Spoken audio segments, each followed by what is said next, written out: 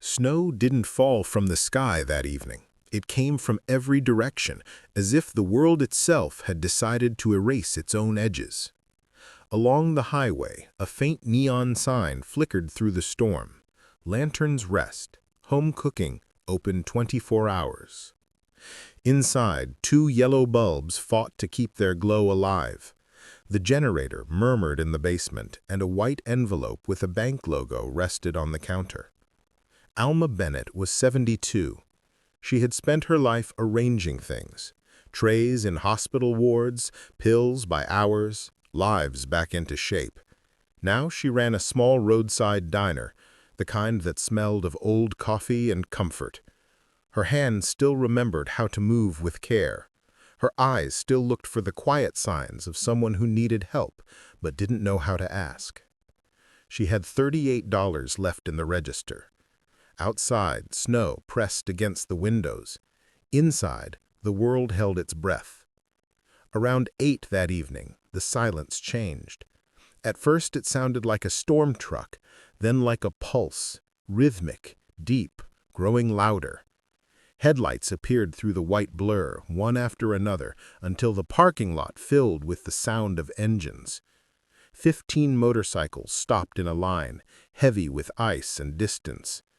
Men and women climbed off slowly, their coats stiff with frost, their faces tired rather than dangerous. Alma didn't ask questions. She simply opened the door wider, letting the cold rush in, and waved them inside. Steam rose as the heat met their breath. Her diner filled with boots, wet gloves, the smell of road and rain. She moved among them as if this were all planned: coffee cups, towels, soup from the last 3 cans, bread cut thin but shared evenly. The storm howled outside. The generator coughed once, then settled into a steady hum. The people in the diner sat close, their shoulders touching. A young man rested his head on his folded arms. An older biker covered him with his jacket, a small gesture that looked, in that moment, like prayer. Alma worked quietly, spoon by spoon, cup by cup. She had seen faces like these before, in hospitals, in waiting rooms, in places where noise turns into fear. Tonight, those faces belonged to travelers caught in a snowstorm, not patients. Yet the same fragile silence surrounded them, the kind that only warmth can heal. At one point, she noticed that her hands no longer shook. Maybe it was the heat, maybe it was the simple rhythm of giving. Outside, the wind tore at the diner sign. She stepped out to tighten the bolts and found that several bikes had been parked closer to the door, forming a wall against the snow. They were shielding her light from the storm. By midnight, the highway had disappeared. The radio said the plows wouldn't come until morning. Alma looked at the exhausted faces around her, the empty soup pot, the warm cups between large hands, and for the first time in months she allowed herself not to think ahead. Survival was enough. For one night, that was victory. Morning didn't arrive. It simply softened the dark. The snow outside still fell, only slower now, as though the storm was learning to breathe again. Inside the diner, the silence had changed its shape. It was no longer fearful, just tired and peaceful, the kind that follows long endurance. The bikers moved quietly, helping where they could. Someone fixed a flickering bulb in the restroom. Someone else stacked the chairs that had been used as coat racks. They didn't ask, and Alma didn't direct. There was an understanding between them that didn't need language. Her shelves were almost empty, 3 loaves of bread gone, all the sugar used up. She was about to close early when more headlights appeared outside, but this time it wasn't motorcycles. A pickup truck, an old van, a family car. Neighbors from the next town over, bringing boxes and thermoses. They came because they had heard. Someone must have called, or maybe the story had simply traveled with the wind. They carried food, blankets, candles, and something else, the rare courage of showing up without waiting to be asked. One woman brought apples and said nothing. A man placed a folded note on the counter and left.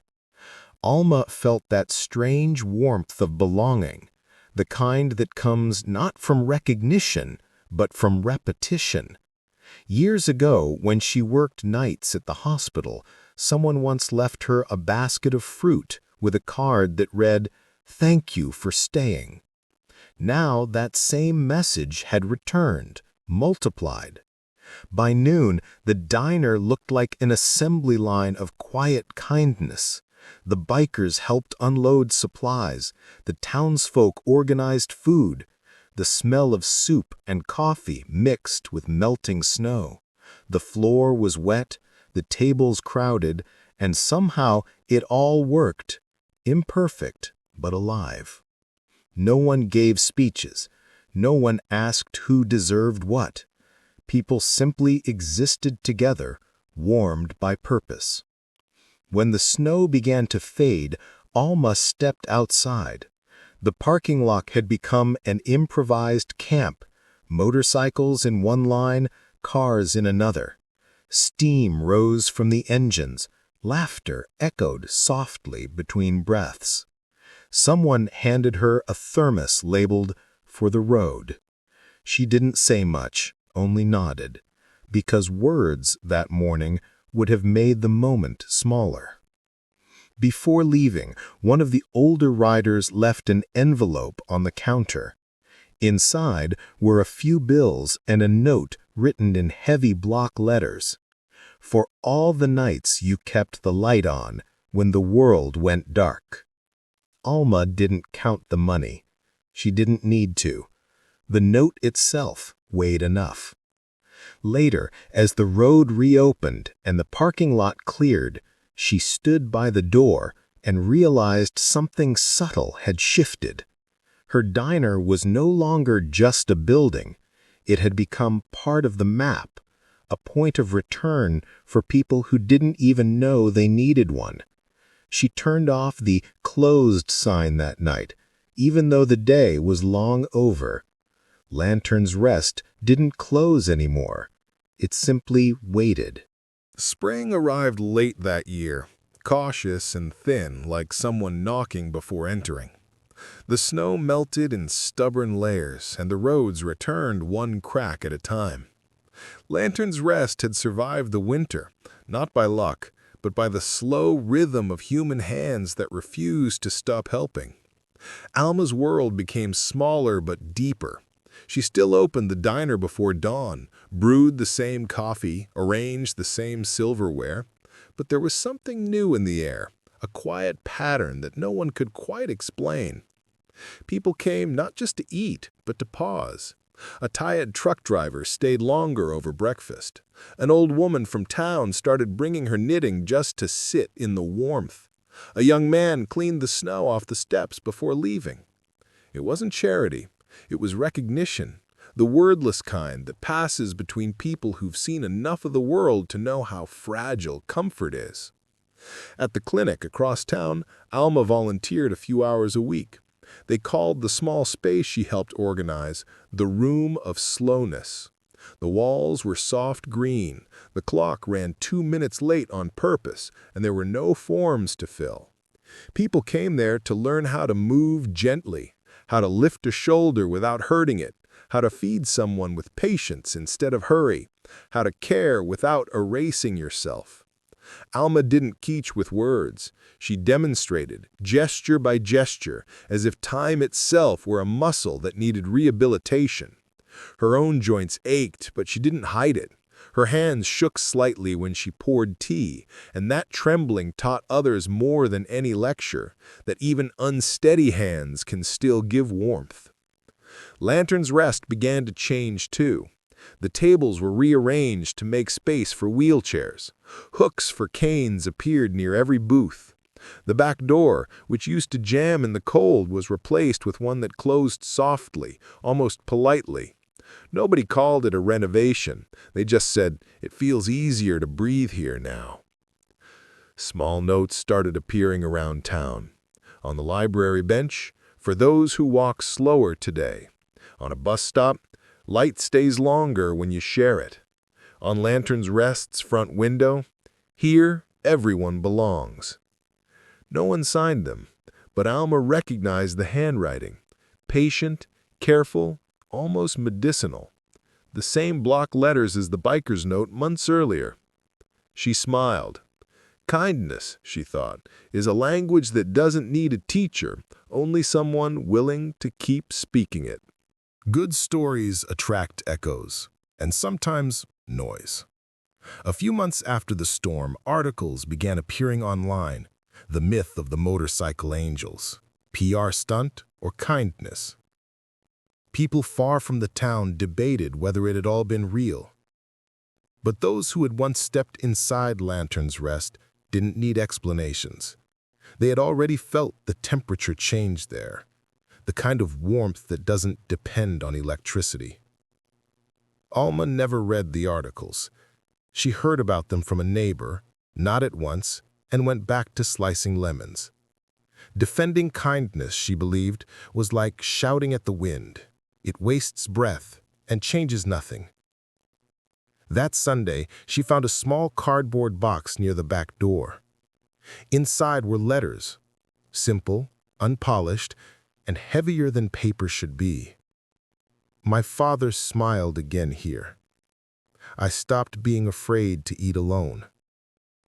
Thank you for showing me how to slow down. Alma placed the box behind the counter, next to the coffee grinder, and didn't touch it again. It was proof enough that silence can carry gratitude more powerfully than applause. The following week, she returned to the room of slowness at the clinic. The room had grown busier. More caregivers, more elderly couples, more people learning patience through practice. A volunteer had written a small sign on the wall. 2 minutes late is exactly on time. Everyone agreed. Alma's lessons became rituals. She showed newcomers how to hold a spoon steady even when your wrist forgets strength, how to breathe between effort and surrender, how to rest without guilt. When pain whispered in her own fingers, she listened, then continued a little slower, teaching without words that dignity lives in pace, not perfection. Meanwhile, Lantern's Rest quietly adapted to its reputation. The menu stayed the same, but the space became a meeting point for people who needed a pause. A war veteran came in every Thursday just to sit by the window. A single father brought his son after physical therapy. Teenagers stopped using their phones there, not because of rules, but because silence had its own gravity. And then came the night the power failed again. Snow began to fall, soft and reluctant. The generator coughed, then died completely. In the darkness, someone lit a candle on the counter, then another near the door. Outside, a few headlights appeared. Motorcycles again, this time fewer, older, slower. They parked in a line, their chrome glinting in the moonlight. No one spoke. They entered, set down a box of fresh batteries and a new lamp, and quietly replaced the old one that had flickered all winter. When the new light came on, its glow fell exactly on Alma's hands as she held a coffee cup, steady, warm, and real.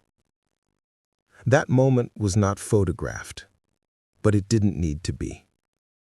In a world obsessed with headlines, sometimes the truest miracles happen off-camera. The following morning, there was a small brass plate fixed beside the door. It read, "Light for those who lost their way."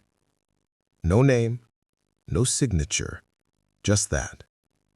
Alma never asked who put it there. She only polished it once in a while, not to make it shine, but to keep the letters readable, for whoever might need them next.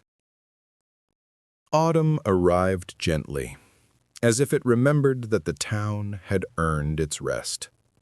Leaves gathered in quiet corners, and the wind carried the scent of distant fires and first soups. Alma woke early every morning, long before the sun. Her body no longer rushed, it simply moved according to the rhythm of purpose. At the diner, she prepared everything the same way she always had: coffee, sugar, lights, warmth. But she noticed how different the place felt now. Lantern's Rest was no longer a diner.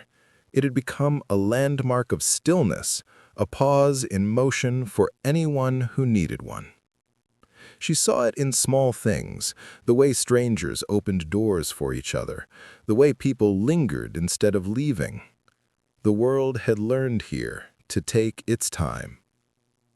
The local council sent her an invitation, a ceremony, an award, a headline.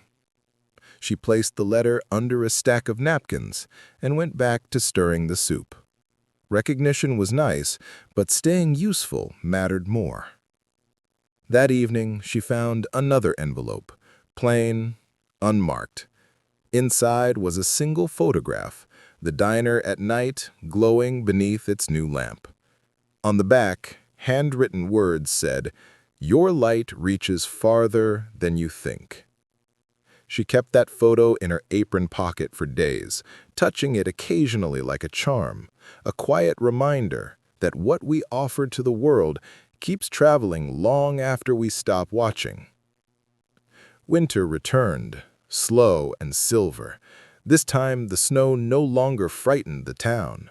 Everyone already knew where to go when the world turned white. The library bench, the clinic's room of slowness, the diner's doorway. Each had its own small circle of light. One evening, Alma stepped outside and watched the lamp glow across the snow. It didn't shine brightly. It simply existed, steady and kind, like the people who kept it alive.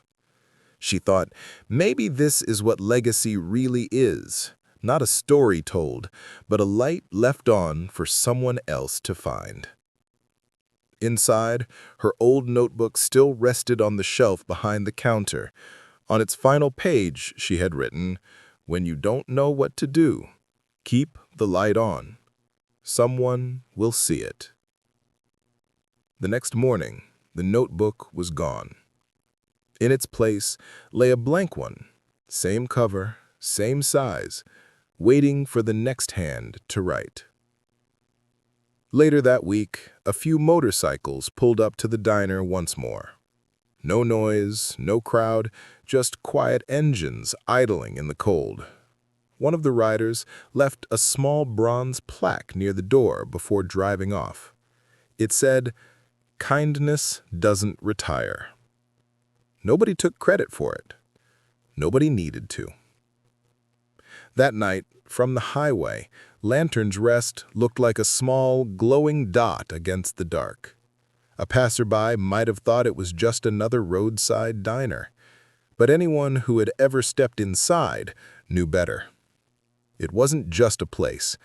It was a promise, a light left burning for those still trying to find their way home.